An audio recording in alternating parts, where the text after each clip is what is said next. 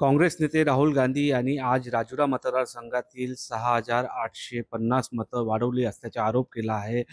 त्याच मतदारसंघातले माजी आमदार सुभाष धोटे आपल्यासोबत आहे. आपण कशाप्रकारे राहुल गांधीला ब्रीफ केलं आणि काय नेमकी माहिती दिली आणि त्याने आज खुलासा केला याचं काय सांगा?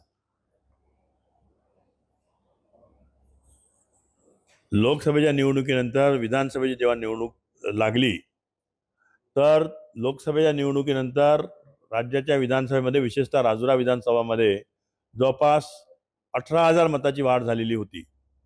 आम्ही ती निवडणूक आयोगाकडे तक्रार केली. त्या तक्रारीनंतर 16 ऑक्टोबरला तक्रार केली आणि 18-19च्या दरम्यान त्यांनी जवळपास 6,850 मतं डिलीट केली. पण त्या निवडणुकीच्या धांदलीमध्ये नंतर आम्ही काही त्याच्याकडे लक्ष घातलं नाही.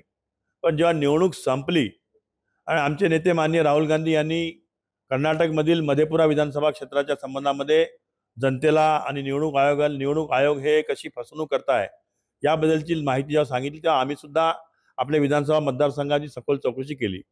मग त्यापूर्वी आम्ही कलेक्टरला, SP ला, निवडणूक अधिकाऱ्याला, ठाणेदाराला ज्याच्यावर FIR नोंदवलं होतं त्या FIRच्या बद्दल काय चौकशी केली बा, हा जो IP ॲड्रेस आहे हा मागितला का? तर SDOनी आणि कलेक्टरने सांगितलं की आम्ही निवडणूक आयोगाकडे ॲड्रेस मागितला पण त्यांनी काही अजून दिला नाही. तर त्या माझी माहिती आपल्या माध्यमातून आहे सांगायचं आपल्याला आहे की बा जोपर्यंत IP ॲड्रेस देत नाही तोपर्यंत हे मतं कोणी एनरोल केले हे पता लागू शकत नाही. आणि ही जी धांदली जी आहे ही माझा स्पष्ट असा आरोप आहे की निवडणूक आयोगाने धांदली केली. नुसत्या राजुरातच नाही केली तर पूर्ण महाराष्ट्रामध्ये केली.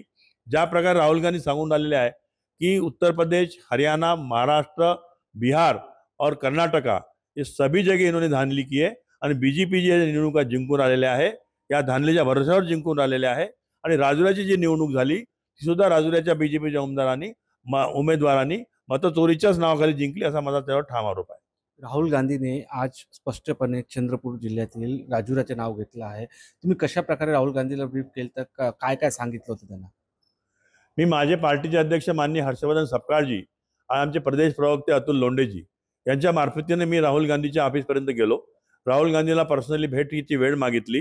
राहुल गांधींनी मला ENKN प्रमाणे मला भेट दिली आणि त्यांना मी ब्रीफ करून सगळी माहिती दिली. आता पुढची भूमिका काय असणार आहे आपली? पुढची भूमिका आता असं आहे की आमचं जेव्हाच झालं परंतु निवडणूक आयोगाला ईश्वराने सुद्बीत दिली पाहिजे की ही पूर्ण मतदार यादी किंवा मतदाराची जी नोंदणी जेव्हा करतात तो मतदार तिथं राहतो की नाही आणि BLOच्या मार्फतीने नोंदणी झाली पाहिजे. जरी तुम्ही ऑनलाईन केली असली तरी ती ऑनलाईन जेव्हा एखादं नाव येत असेल तर ते ऑनलाईन नाव त्या गावामध्ये आहे की नाही, तो मनुष्य राहतो की नाही याची शहानिशा करूनच ती नोंदणी केली पाहिजे. तरच त्याला ट्रान्सपरन्सी म्हणाल, तरच निवडणूक आयोगाची ही कसोटी राहील असं मला याबद्दल सांगायचं आहे. निलेश गहाट, TV9 मराठी, चंद्रपूर.